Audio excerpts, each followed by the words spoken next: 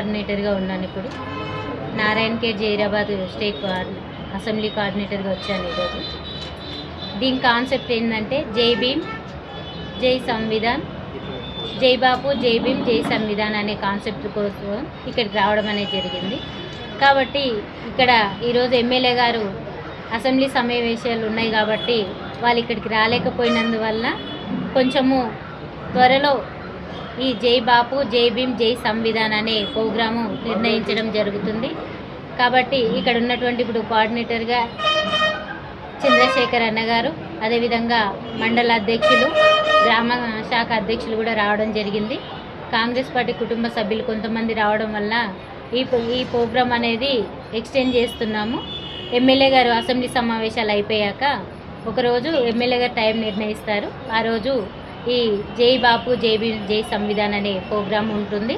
కాబట్టి ఆ రోజు ఎమ్మెల్యే గారి నిర్ణయం ప్రకారం, అదేవిధంగా ఎంపీ గారు సురేష్ షెట్కర్ గారు ఆదేశాల ప్రకారం ఇద్దరు ఎమ్మెల్యే గారు ఎంపీ గారు మాట్లాడిన తర్వాత ఇక్కడ అసెంబ్లీ సమావేశాలు నిర్వహించుకుంటారు.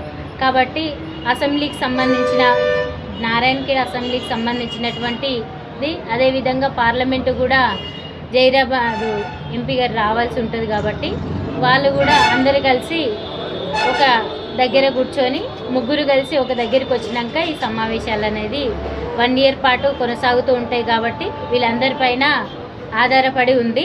కాబట్టి తర్వాతకి ఎక్స్టెండ్ చేయడం జరిగింది.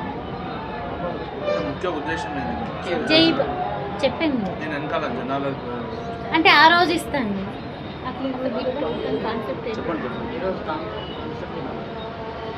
మళ్ళీ తీసుకుంటారు. ముఖ్యంగా జై బాపు జై భీమ్ జై సంవిధాన్ అనేది ఇది ఏఐసిసి ఆదేశాల ప్రకారంగా ప్రోగ్రాం జరగడం అనేది జరుగుతుంది. ఇది 1 year ప్రోగ్రామ్గా మేము ముందుకు తీసుకెళ్ళడం అనేది జరుగుతుంది. దీని కాన్సెప్ట్ ఏంటంటే, గతంలో మీరు చూసి ఉంటారు, పార్లమెంట్లో అమిత్ షా గారు అంబేద్కర్ గారిని ఎంత నీచంగా అవమానించారనేది మీరు అందరికీ తెలిసిన విషయమే.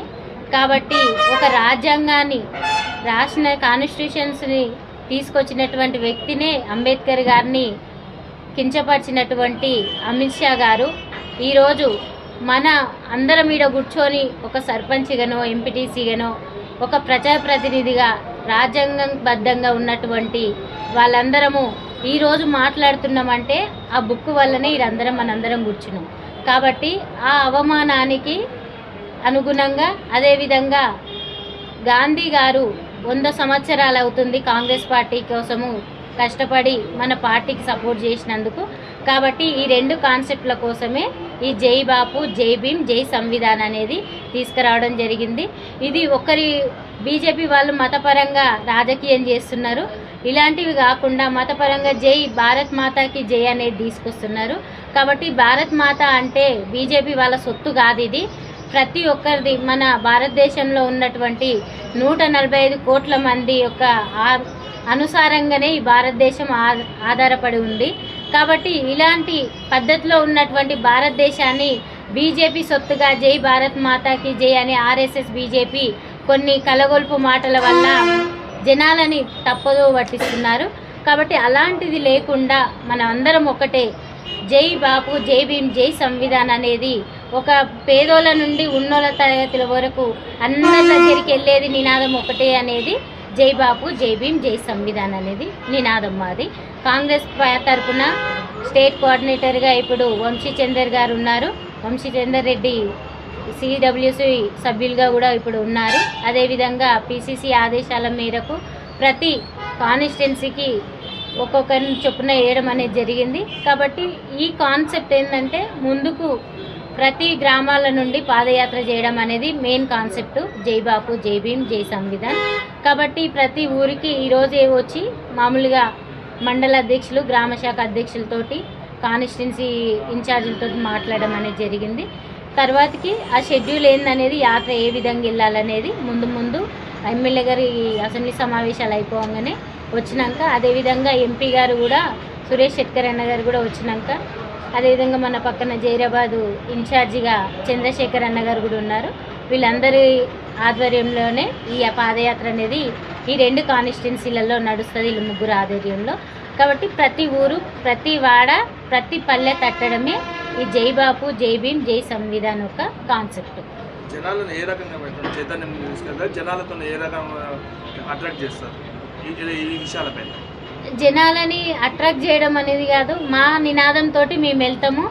జనాల కోసమే చేపట్టినటువంటి యాత్ర, పార్టీ కోసం కాదు, రాజ్యాంగాన్ని మనం పరిరక్షించుకోవడం కోసం మాత్రం చేసినటువంటి యాత్ర ఇది. కాబట్టి జనాలకు, లీడర్లు అనేది లేదు. మా కాంగ్రెస్ సిద్ధాంతం ఏంటంటే ప్రతి నేషనల్ లీడర్ నుండి కాంగ్రెస్ కార్యకర్త అని చెప్పుకోవడమే మా సిద్ధాంతం. కాబట్టి ప్రతి ఒక్క లోకల్లో ఉన్నటువంటి ప్రతి వ్యక్తిని కలవాలంటే మేము ఈ యాత్ర ద్వారా అయితేనే ప్రతి ఒక్కరిని కలుస్తాం అన్న కాన్సెప్ట్ తోటే ఈ యాత్ర భారతదేశం అంతా చేయడం అనేది జరుగుతుంది.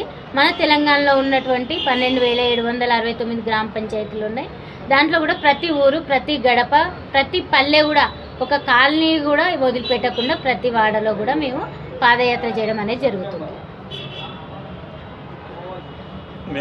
ఎవరో ఒకరు ఏదో ఒక రూపంగా మాత్రం మనందరికీ దొరుకుతుంది. కాబట్టి మీరందరూ ఈ రోజు ఏ విధంగా ఉన్నారో లాస్ట్ రోజు కూడా మన మీటింగ్ అయిపోయి జై బాపు, జై భీమ్, జై సంవిధాన్ అనేది ఒక పుస్తకం, అవన్నీ వాళ్ళు మెటీరియల్ కూడా ఇస్తారు. ఆ ప్రాసెస్ ప్రకారమే ఎల్లుండి మన మీటింగ్ పెట్టుకోవడం జరుగుతుంది.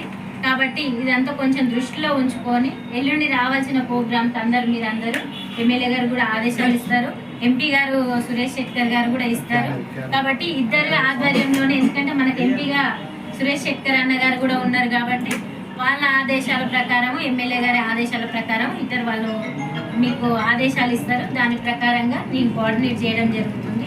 కాబట్టి వాళ్ళు వచ్చి మాట్లాడి ఇదంతా చెప్పినాక మాత్రమే మనము యాత్ర ప్లాన్ ఏందనేది కూడా రేపటి నుండి కొంచెం ఫాలో అప్ చేసి యాత్ర ప్లాన్ కూడా 28వ తారీఖు వరకు నాకు సబ్మిట్ చేస్తే సరిపోతుంది. మళ్ళీ ఆ రోజు 28వ తారీఖు కూడా ఒక రోజు వచ్చి మీ దగ్గరికి అదంతా నేను డేటా కలెక్ట్ చేసుకొని వెళ్తాను. కాబట్టి ఈ అవకాశం ఇచ్చినటువంటి అన్న సంజీవ రెడ్డి అన్న గారికి, శేఖర్ రెడ్డి అన్న గారికి, ప్రతి ఒక్కరికి ఇక్కడ వచ్చినటువంటి కాంగ్రెస్ పార్టీ కుటుంబ సభ్యులందరికీ పేరు పేరున నాయక నమస్కారం.